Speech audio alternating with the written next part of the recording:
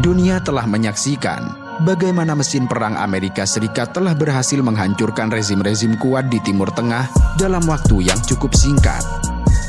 Dari debu peperangan di negeri Irak yang menumbangkan Saddam Hussein hingga operasi udara di Libya yang mengakhiri kekuasaan Muammar Gaddafi, kekuatan militer Amerika Serikat seolah menjadi hukum alam yang tidak terkalahkan.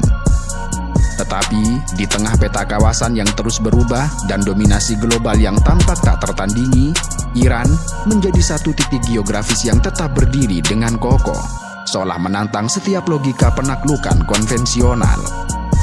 Negara Iran menjelma sebagai anomali, benteng terakhir yang hingga hari ini tetap gagal ditumbangkan oleh kekuatan Barat. Selama lebih dari 4 dekade sejak revolusi di tahun 1979, Teheran telah berada di bawah kepungan sanksi, isolasi diplomatik, hingga gertakan militer yang datang silih berganti. Iran justru berubah menjadi entitas yang semakin mandiri, mengembangkan otot-otot kekuatan yang sulit dilumpuhkan. Salah satu alasan paling fundamental mengapa Iran mustahil diinvasi dengan cara yang sama seperti Irak terletak pada karunia geografinya. Jika Irak adalah dataran rendah yang memudahkan manuver divisi lapis baja, maka Iran adalah labirin pegunungan yang mematikan. Geografi ini bukan sekedar pemandangan alam, namun sistem pertahanan pasif yang telah melindungi bangsa ini selama ribuan tahun. Pegunungan Zagros yang membentang sepanjang 1.600 km dari perbatasan Turki hingga Selat Hormuz berfungsi sebagai benteng yang sulit ditembus oleh pasukan darat konvensional. Puncak-puncak Zagros yang mencapai ketinggian 3 hingga 4.000 meter menciptakan tantangan logistik yang nyaris mustahil ditaklukkan bagi penjajah manapun. Bayangkan, untuk menaklukkan kawasan ini, sebuah pasukan harus merangkak melalui celah-celah sempit di bawah ancaman unit gerilya yang menguasai medan itu. Analisis militer menunjukkan bahwa untuk menguasai Iran, Amerika Serikat memerlukan jumlah pasukan berkali lipat lebih besar dibandingkan saat menginvasi negara Irak. Dan dengan populasi sekitar 90 juta jiwa dan wilayah yang 3 kali lebih besar dari Irak, Iran memiliki kedalaman strategis yang tidak dimiliki oleh tetangga-tetangganya. Selain itu, pegunungan Alborz di utara melindungi Teheran dengan baik, sementara gurun garam Dasht-e Kafir dan Dasht-e Lut di bagian tengah menawarkan kuburan bagi kendaraan lapis baja. Di gurun garam terdapat lapisan lumpur padat di bawah permukaan garam yang mampu menelan tank dan alat berat lainnya. Keunggulan geografis ini memaksa Pentagon mengakui bahwa serangan darat skala penuh ke Iran akan menjadi upaya manusia super yang mungkin akan memakan korban jiwa dan biaya ekonomi yang tidak mampu ditanggung oleh politik domestik Amerika Serikat. Namun demikian, geografi hanyalah lapisan pertamanya. Lebih dari itu, Iran melengkapinya dengan strategi perang asimetris yang sangat canggih. Teheran sadar bahwa mereka tidak akan menang dalam perang konvensional 1 lawan 1 melawan militer terkuat di dunia. Itulah sebabnya mereka membangun apa yang disebut sebagai poros perlawanan. Jaringan ini mencakup Hizbullah di Lebanon, Houthi di Yaman, milisi Syiah di Irak, dan kehadiran strategis di Suriah.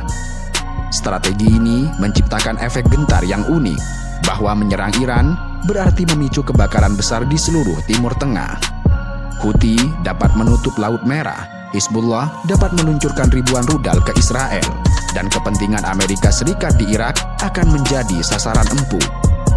Inilah yang membuat setiap gertakan dari Washington seringkali berakhir dengan negosiasi di balik layar, karena harga dari sebuah invasi terlalu mahal untuk dibayar. Selain geografis dan kecerdikan perang asimetris, Iran juga membekali diri mereka dengan sains. Memang, narasi arus utama dunia barat seringkali menggambarkan Iran sebagai negara yang terbelakang dan terisolasi secara teknologi akibat sanksi yang telah berlangsung selama 2 dekade. Data faktual memberikan gambaran yang sangat kontras, bahwa Iran justru menjadi salah satu negara dengan pertumbuhan publikasi ilmiah tercepat di dunia, membuktikan bahwa isolasi bisa menjadi katalisator bagi kemandirian intelektual. Iran seringkali menempati posisi teratas di Timur Tengah dalam berbagai bidang teknologi tinggi, mengalahkan negara-negara tetangga yang memiliki akses tidak terbatas terhadap teknologi barat. Salah satu pencapaian yang paling mencolok adalah di bidang nanoteknologi. Hingga tahun 2025, Iran telah menduduki peringkat ke-6 di dunia dalam jumlah artikel ilmiah nanoteknologi yang telah diterbitkan. Tentu, ini bukan sekedar prestasi akademis di atas kertas, karena faktanya, Iran telah mengekspor produk nanoteknologi ke lebih dari 35 negara, termasuk ke pasar Eropa dan Asia. Produk-produk ini mencakup aplikasi di bidang medis, tekstil, dan konstruksi yang semuanya dikembangkan oleh para ilmuwan domestik di universitas-universitas seperti Universitas Teheran serta Universitas Teknologi Sharif. Kemandirian ini juga terlihat sangat jelas pada bidang kedokteran dan sel punca. Iran telah naik ke peringkat ke-8 dunia dalam produksi terapi sel punca dan sel, memperluas jangkauan produknya dari 1 menjadi 5 dalam waktu singkat. Fokus pada kedaulatan medis ini didorong oleh kebutuhan yang mendesak. Ketika sanksi menghalangi impor obat-obatan sensitif, maka ilmuwan Iran dipaksa untuk memproduksi versi lokal mereka sendiri. Dan hasilnya, Iran kini memproduksi 40 dari 150 produk bioteknologi farmasi yang ada di dunia. Paradoks sanksi ini menciptakan sebuah ekosistem di mana kekurangan menjadi ibu dari beragam inovasi, memperkuat ketahanan nasional Iran terhadap tekanan luar yang bertujuan untuk melumpuhkan kesejahteraan rakyatnya. Pada gilirannya, pencapaian ini tidak hanya berhenti di laboratorium. Keberhasilan teknologi Iran juga terlihat jelas dalam kekuatan militernya yang asimetris. Drone seri Shahed seperti Shahed 131 dan Shahed 136 telah menjadi simbol baru dari efisiensi teknologi Iran. Dengan biaya produksi yang sangat murah, diperkirakan hanya 20 hingga 50 ribu dolar per unit, drone kamikaze ini mampu mengalahkan sistem pertahanan udara yang berharga jutaan dolar. Shahed 136 dengan jangkauan operasional hingga 2.500 km telah mengubah aturan perang drone global, memaksa kekuatan besar seperti Amerika Serikat dan Rusia untuk mempelajari dan bahkan meniru desain Iran tersebut. Keunggulan ini membuktikan bahwa Iran tidak lagi bisa dipandang sebelah mata sebagai negara konvensional, melainkan sebagai kekuatan teknologi yang mampu melakukan serangan balik yang presisi serta mematikan. Di abad 21, pertahanan sebuah negara tidak lagi hanya diukur dari jumlah tank atau pesawat jet, namun juga dari kekuatan siber dan digital yang tersembunyi. Dan Iran telah menyadari hal ini sejak dini, terutama setelah serangan virus Stuxnet pada tahun 2010 yang merusak sentrifugasi nuklir mereka. Sejak saat itu, Teheran telah membangun salah satu angkatan siber paling agresif dan mumpuni di dunia. Kemampuan siber Iran menjadi alat balas dendam asimetris yang efektif, sehingga memungkinkan mereka memukul balik infrastruktur musuh tanpa harus melintasi perbatasan fisik. Kelompok-kelompok siber yang didukung oleh negara telah terdeteksi melakukan operasi canggih di seluruh dunia. Mereka tidak hanya melakukan spionase, tetapi juga serangan yang bersifat destruktif. Serangan Shamon terhadap Saudi Aramco pada tahun 2012 yang melumpuhkan 30.000 komputer adalah pengingat bagi dunia tentang kapasitas daya rusak Iran. Di Amerika Serikat, aktor siber Iran telah menargetkan segala sesuatu, mulai dari bendungan kecil di New York hingga sistem keuangan global dan infrastruktur air di Texas dan Pennsylvania. Strategi siber Iran memiliki 3 tujuan utama. Pertama, sebagai pertahanan internal yang berfungsi memantau dan menekan aktivitas online pembangkang politik untuk menjaga stabilitas rezim. Kedua, untuk spionase strategis, yaitu mencuri data sensitif terkait teknologi militer dan medis dari lembaga-lembaga asing. Dan ketiga, deterensi digital, yaitu menciptakan ketakutan bahwa serangan militer apapun terhadap Iran akan dibalas dengan kekacauan digital di wilayah kedaulatan musuh.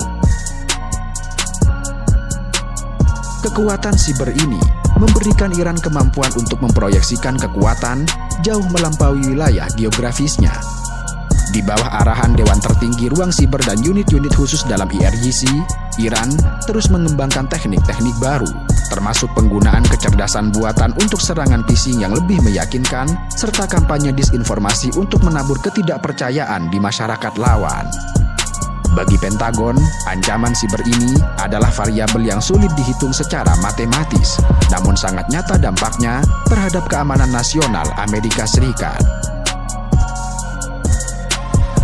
Dengan beragam kekuatan yang dimiliki oleh Iran, maka jika ada pertanyaan kenapa Amerika Serikat begitu mudah menjatuhkan Saddam Hussein dalam hitungan minggu, namun tampak ragu-ragu dan hanya melakukan gertak sambal terhadap Iran selama puluhan tahun, jawabannya adalah masalah institusi, legitimasi, serta risiko regional yang sangat kompleks. Irak pada tahun 2003 adalah negara yang sangat terfragmentasi dengan tentara yang moralnya sudah hancur akibat perang bertahun-tahun serta sanksi yang melumpuhkan. Sebaliknya, Iran memiliki struktur kekuatan yang jauh lebih solid serta ideologis. Korps Garda Revolusi Iran atau IRGC bukan sekedar militer, melainkan institusi yang mengakar kuat dalam politik, ekonomi, serta sosial Iran. Mereka memiliki kepentingan langsung dalam kelangsungan rezim karena mereka juga merupakan pemain utama dalam bisnis konstruksi, telekomunikasi, serta energi nasional. Saat sebuah serangan terjadi, masyarakat Iran cenderung bersatu melawan ancaman luar, sebuah fenomena yang jarang terjadi di Irak atau Libya, di mana intervensi asing justru seringkali memicu perpecahan internal yang lebih dalam. Selain itu, pengalaman pahit di Irak dan Afghanistan telah mengubah pandangan publik Amerika Serikat terhadap perang di Timur Tengah. Analisis biaya menunjukkan bahwa perang Irak telah menghabiskan lebih dari 2 triliun dolar dan menyebabkan ketidakstabilan regional yang parah. Perang melawan Iran diprediksi akan jauh lebih mahal, baik dari segi nyawa maupun dari segi dolar yang dikeluarkan. Teheran memiliki kemampuan untuk melakukan serangan balik yang dapat menghancurkan fasilitas minyak di Teluk, menutup Selat Hormuz, dan menyebabkan krisis energi global yang akan membuat harga bensin melonjak di Amerika Serikat. Sebuah risiko politik yang tidak ingin diambil oleh presiden manapun, terutama di tahun-tahun pemilihan umum.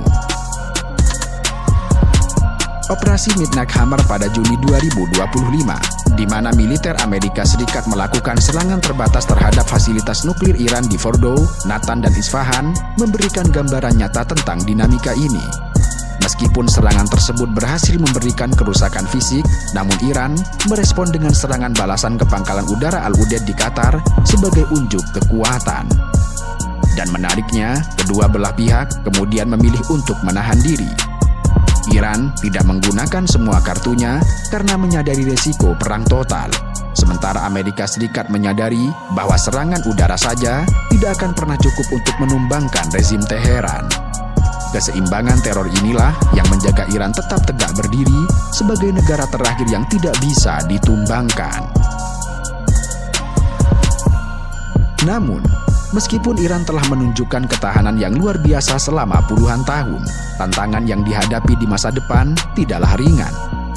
Ketegangan internal antara faksi pragmatis yang menginginkan integrasi dengan ekonomi global dan faksi garis keras yang memegang teguh ekonomi perlawanan tetap menjadi dinamika politik yang belum terselesaikan.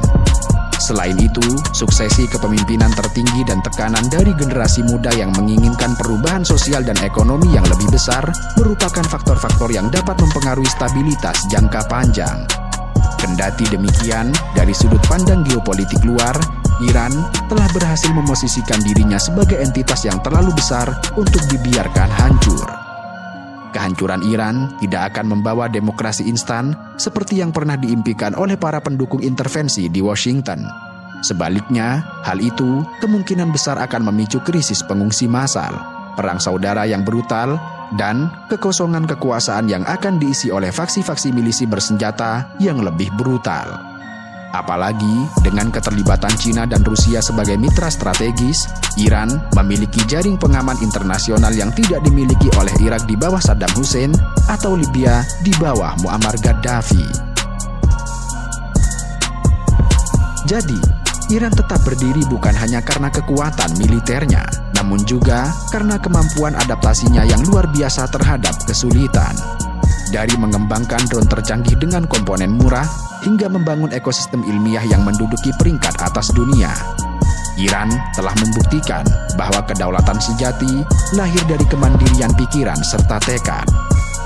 Seolah menjadi benteng terakhir, Iran terus menantang raksasa dengan cara-cara yang asimetris, kreatif, dan seringkali tidak terduga, menjadikannya sebagai negara yang paling sulit untuk ditaklukkan di panggung politik global saat ini.